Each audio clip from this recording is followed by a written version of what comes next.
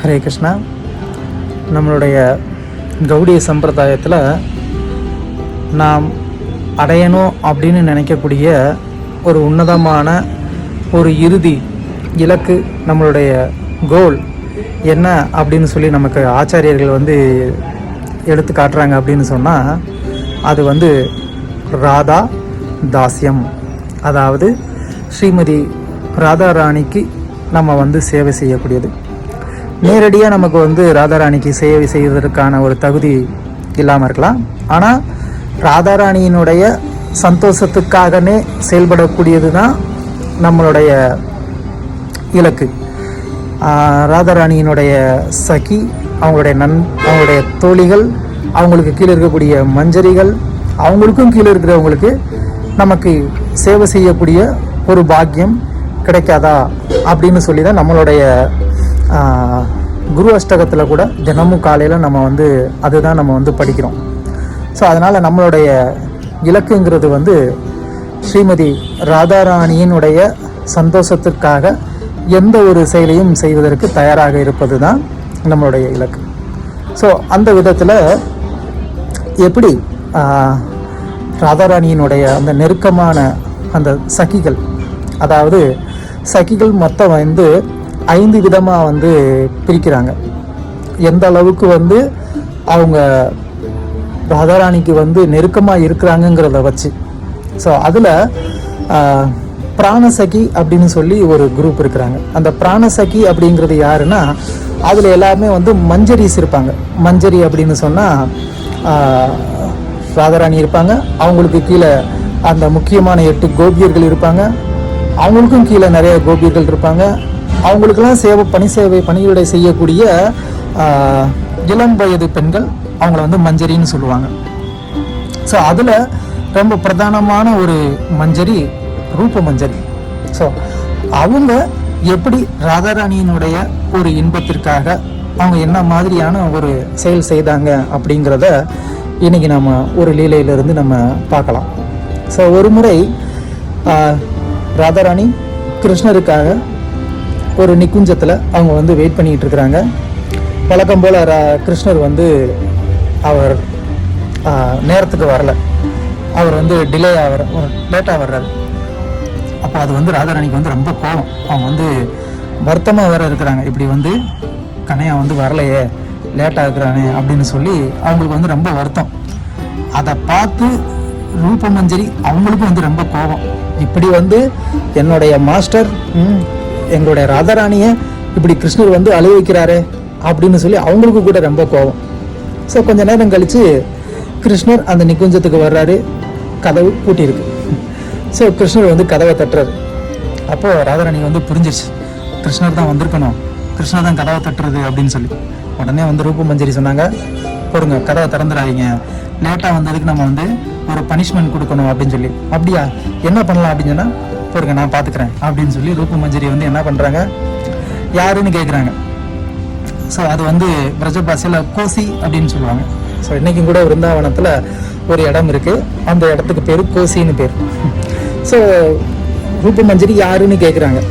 அதுக்கு கிருஷ்ணர் யாரா, நான் தான் மாதவ், ராதா மாதவ், நான் உன் கூட சேர்ந்து ஒரு டூயட் பாலான்னு நினச்சி வந்திருக்கிறேன், நீ என்ன கதவை திறக்க மாட்டேன்ற அப்படின்னு சொல்லி கிருஷ்ணர் சொல்கிறாரு. உடனே நீ இப்போ என்ன பதில் சொல்ல அப்படின்னு சொல்லி ரூபமஞ்சரியிட்ட கேட்குறாங்க. அப்போது ரூபமஞ்சரி ரொம்ப ஸ்காலர். அவங்க சொல்கிறாங்க, கவலைப்படாதீங்க, மாதவா அப்படின்னா இன்னொரு ஒரு அர்த்தம் இருக்குது. என்ன அப்படின்னா ஸ்ப்ரிங் சீசன், அதாவது வசந்த காலம் அப்படின்னு சொல்லி ஒரு அர்த்தம் இருக்குது. அப்போ ரூபமஞ்சரி சொல்கிறாங்க, இப்போ தான் வின்டரே ஆரம்பிச்சிருக்கு, அதுக்குள்ளேயும் வசந்த காலம் வந்தால் நாங்கள் இந்த வின்டர் சீசன் என்ஜாய் பண்ண முடியாது, அதனால் எங்களுக்கு வின்டர் சீசன்லாம் இப்போலாம் தேவையில்ல, போகலாம் அப்படின்னு சொல்லி ரூபமஞ்சரி ராதாராணிக்கு சொல்லி கொடுக்குறாங்க. அதே மாதிரி ராதாராணி அதை கேட்டு, எங்களுக்கு இப்போதைக்கு ஸ்ப்ரிங் சீசன்லாம் தேவையில்ல, கிளம்பலாம் அப்படின்னு சொல்லிடுறாங்க. கிருஷ்ணன் யோசிக்கிறாரு, என்னது உள்ள விடமாட்டாங்க போல இன்னைக்கு அப்படின்னு சொல்லிட்டு, நான் தான் சக்கரபாணி வந்திருக்கிறேன் அப்படின்னு சொல்லி கிருஷ்ணர் சொல்கிறாரு.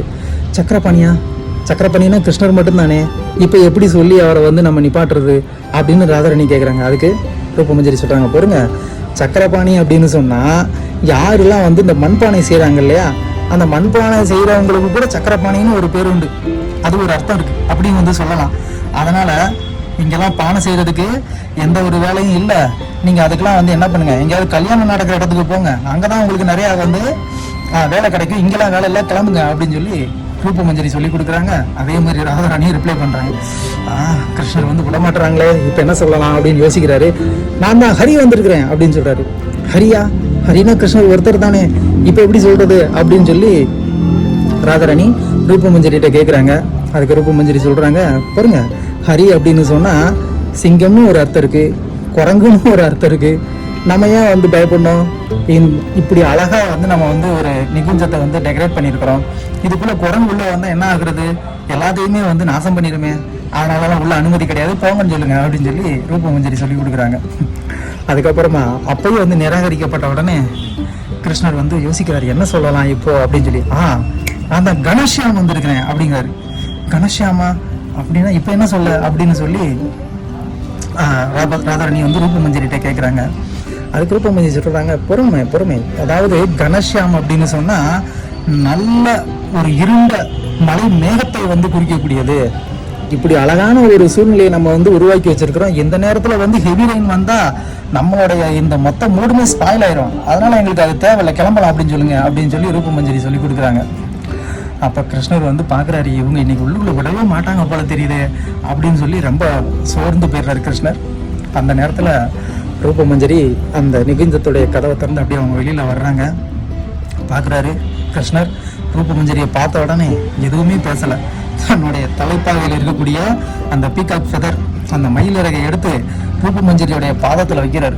ரூபமஞ்சரி, தயவுசெய்து என்னை வந்து உள்ளே போகிறதுக்கு அனுமதி கொடுக்கணும், இப்படியே டிலே பண்ணிட்டு இருக்காங்க அப்படின்னு சொல்லி கிருஷ்ணர் ரூபமஞ்சரி கிட்ட வந்து கெஞ்சினதுக்கு அப்புறமா அப்போ ரூபமஞ்சரி சொல்கிறாங்க, இதுதான் கடைசி, எங்களுடைய ராதாராணியை இந்த மாதிரி காக்க வைக்கிறதோ இல்லைன்னா அழுக வைக்கிறதோ கூடாது, அதுக்கப்புறம் வந்து உங்களுக்கு விளைவு ரொம்ப மோசமாக இருக்கும், ஓகே அப்படின்னு சொல்லி ரூபமஞ்சரி சொன்னதுக்கு அப்புறமா அவர் மன்னிப்பு கேட்டுட்டு அதுக்கப்புறமா உள்ளே போகிறார்.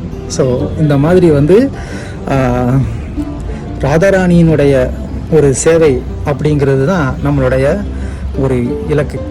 அந்த ஒரு இலக்கை அடைவதற்கு நாம் அதையே நம்மளுடைய வாழ்க்கையின் லட்சியமாக வைத்து நம்மளுடைய சாதனா பக்தியெல்லாம் நம்ம வந்து தீவிரமாக செய்து அந்த இலக்கை அடைகிறதுக்கு நம்ம வந்து முயற்சி செய்யணும். அந்த முயற்சி நமக்கு ராதாராணியினுடைய கருணையினால தான் அது வந்து வெற்றியாக மாறும்.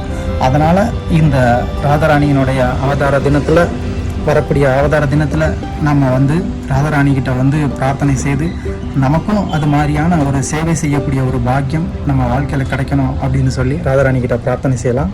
ஹரே கிருஷ்ணா.